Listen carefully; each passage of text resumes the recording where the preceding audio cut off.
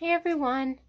So today is day 12 of the October YouTube Pagan Vlog Challenge, and today's word is brew. So I'm not much of a brewer. I love tea. I guess I brew tea. But I don't I have a cauldron, but I mostly use it just to burn stuff in, mainly because of what it's made out of. And I mean, other than that, I'm not really much of a brewery kind of person. I don't even drink beer. I do like some beer. Like when I was younger, I used to drink an apple beer and stuff like that, and that I did like. And brew kind of goes with that. And I do brew coffee in the morning, I guess. But what came to mind for me was more an old fairy myth kind of story about changelings. Now, changelings were said to be in place of babies.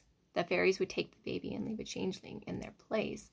And they, back in what? I've got a book here that I'll show you. Back in England, Ireland, Scotland, and Wales, they have like a bunch of different kinds of changeling stories. But one thing that stays like pretty consistent throughout is called a brewery of eggshells.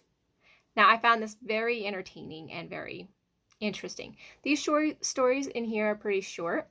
They are from this book right here, Faeries, Elves, and Goblins, the old stories.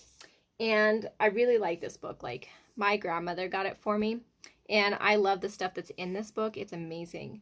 But the stories in it, they're cute little myths, and a lot of them go towards like the fairies being more mischievous, a little more dark, not so fun fairy glittery moments. But anyway, so I figured I would share the story with you for a brewery of eggshells, so you can know how to identify the true persona of a changeling. Okay, and so the one I'm going to share with you, there's an English tale that has a child. This is probably the most common one that has a child that was in the care of a wet nurse. Okay, a beggar advises the mother to fasten the child to his chair, then set 24 eggshells in front of the fire on a well-swept hearth, and to hide behind the door. So she does. And the changeling announces, 7 years old was I before I came to the nurse. 4 years have I lived since, and I never saw so many milk pans before. When the voice fades, she returns to find her own children in the chair. Okay, now that's just a short version. Like, I know that there's probably, I've heard this version before, of a changeling being in a wet nurse's care and stuff like that, and she figures it out and whatnot, and they're trying to find ways to bring the real child back. In Wales, there's a wise man who advises the afflicted mother of infant twins, I like this one, that have been changed to await harvest time. Following his instructions, she makes a cauldron of good broth, then serves it to the reapers in scooped out eggshells, which is the twins, I'm pretty sure. At once the two changelings exclaim, acorn before oak we saw, an egg before a hen. Never did we see an eggshell stew as dinner for harvest men. The alarmed woman scoops up the creatures and rushes to a lake on the hilltop, intending to fling them into the water, but is stopped by two little men who truthfully assure her that her real children are back safely in their cradles. The brewery of eggshells is just one of many bizarre rituals for dealing with changelings. Another one, Welsh, recommends hiding undergrowth by a crossroads when in full moon is 4 days old to watch a fairy procession, then wring the neck of a pure black hen and roast it over a wood fire until its feathers drop off. Another formula is placing a spadeful of baked salt by the front door to reverse the exchange. Scottish story, a bereaved mother is told to heat a cauldron of water and throw a bundle of grass wrapped in a shawl into it. At once the changeling screeches, come fetch me quick, mammy, or they'll put me in the cauldron and boil me. The door bursts open to reveal a fairy woman with the stolen child under her arm, crying, take yours and I'll take mine. That one's a little weird.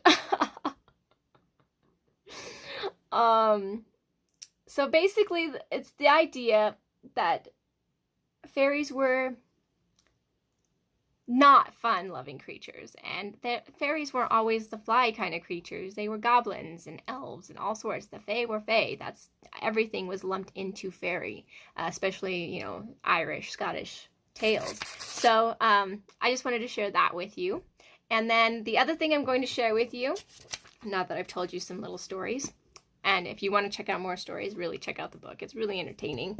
And like, they're old stories though, like they're not all nice stories. All right, and then the other thing I'm going to share with you is another moon milk recipe. I hope you guys have tried a moon milk since the first time I talked about it, and if you haven't, there is no better time. Winter time is the great time to try moon milk. And since we were talking about the fae who happen to like sweet stuff like milk and honey, I thought the cardamom, cinnamon, and honey moon milk would be the best one to share with you. So what you need 1 cup of milk of your choice. It could be almond milk, it could be soy milk, whatever kind of milk you like. And then a 1/4 teaspoon of cardamom. And then you need a 1/4 teaspoon of cinnamon, 1 tablespoon of honey. Okay?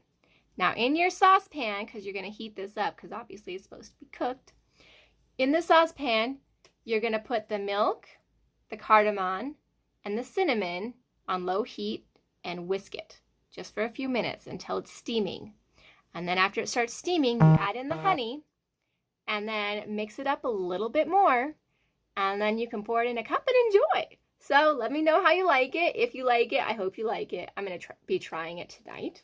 So I'm hoping I will like it. It has all the good stuff in it. Cinnamon, cardamom, honey. I'm okay with that. I might even put a little bit out for the fairies tonight just because I'm in a fairy little mood. So you guys, thanks for watching. I hope you guys have a great day. I will be watching some of your other brew videos and looking forward to everything everybody's going to do. I've seen some cool ones already, so if you haven't checked out the October YouTube Pagan Vlog Challenge videos for brew, you should. There are some interesting ones, including poems and flowery tea stuff, which I really want to try, by the way, now. Thank you, Palm Tree Bewitchery, for that. All right, you guys have a great day, and I'll see you guys tomorrow.